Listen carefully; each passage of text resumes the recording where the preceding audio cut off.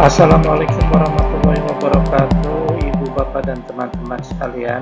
Pada video kali ini saya akan membahas kaitan antara pilkada dan pandemi dalam perspektif sistem. Dalam pusaran pro dan kontra penyelenggaraan pemilu dalam masa pandemi ini, muncul pernyataan dari Menteri Dalam Negeri dan Menteri Koordinator Politik Hukum dan Keamanan seperti dalam video berikut ini.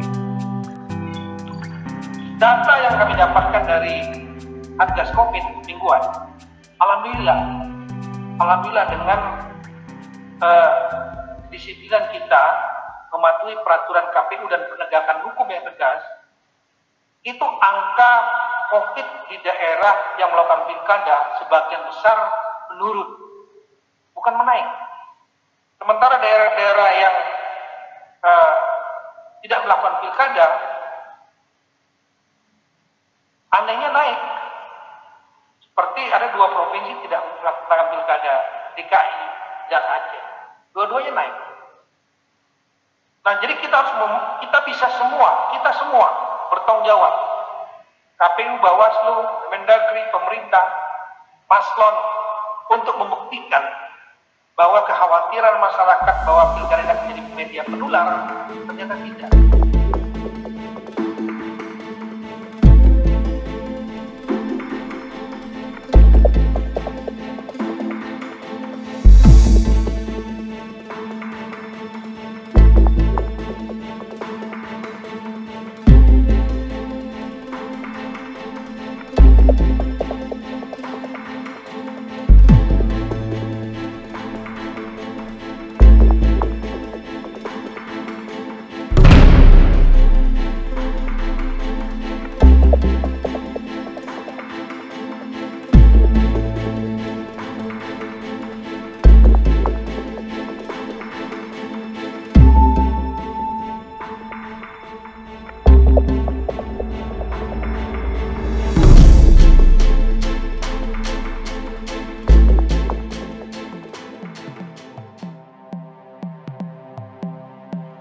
Mendagri dan Menko Polhukam menghubungkan 2 fenomena, yaitu fenomena pilkada dan penularan COVID-19.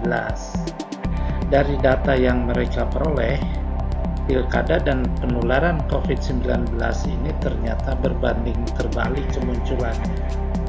Data tersebut kemudian dijadikan argumen bahwa pilkada layak diselenggarakan pada masa pandemi ini.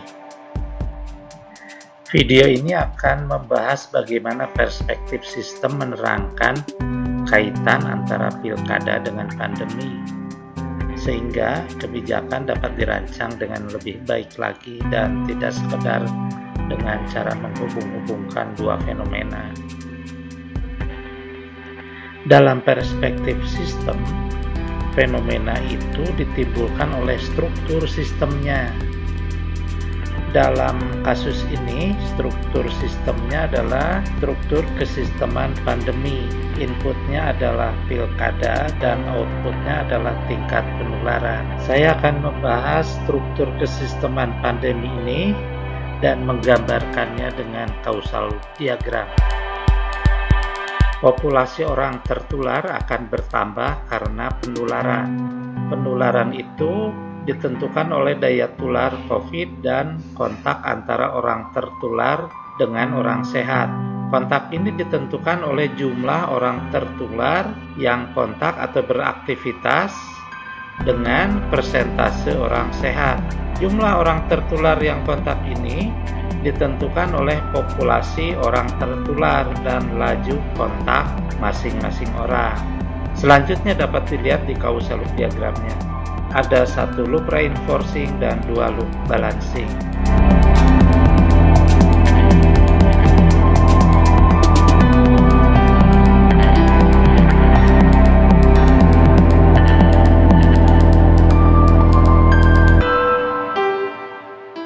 Dari kausal loop diagram diketahui terdapat 2 titik intervensi terhadap sistem pandemi ini. Yang pertama daya tular, yang kedua laju kontak. Mengapa penularan COVID-19 di DKI Jakarta sangat tinggi? Kepadatan penduduk dan aktivitas penduduk Jakarta itu sangat tinggi dibanding dengan daerah lain di Indonesia. Aktivitas penduduk dan kepadatan penduduk akan menentukan laju kontak. Semakin tinggi aktivitas penduduk, semakin tinggi laju kontak. Semakin tinggi kepadatan penduduk, semakin tinggi juga laju kontak. Semakin tinggi laju kontak, semakin tinggi penularan. Mengapa penularan COVID-19 di daerah lain lebih rendah?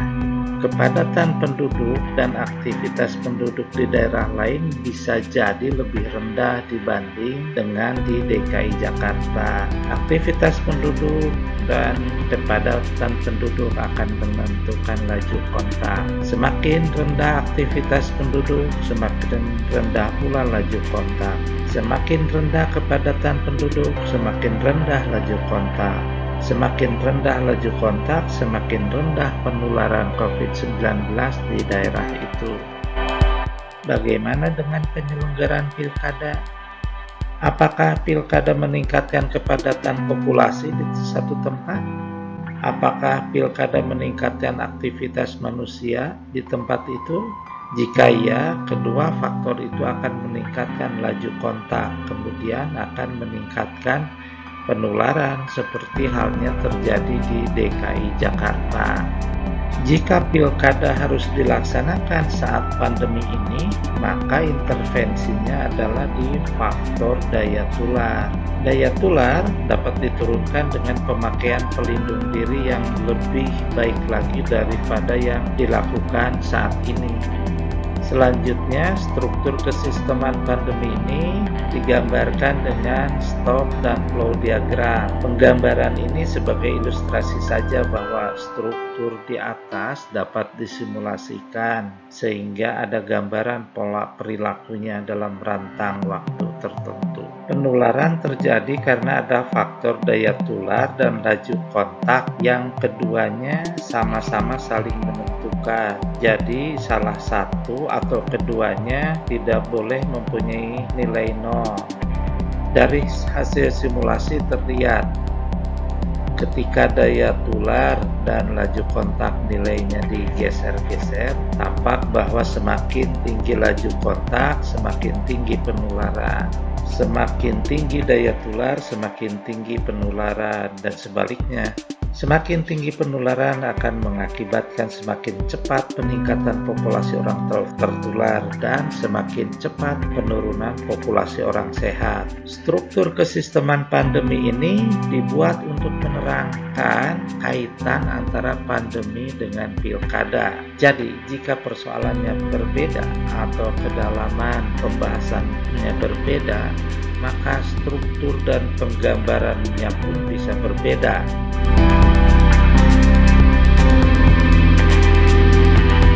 Jadi, dalam proses pengambilan keputusan dan perancangan kebijakan, kita tidak cukup hanya dengan menghubung-hubungkan fenomena yang terjadi, tapi kita harus memahami struktur persoalannya, bagaimana persoalan itu saling terkait dalam hubungan sebab akibat.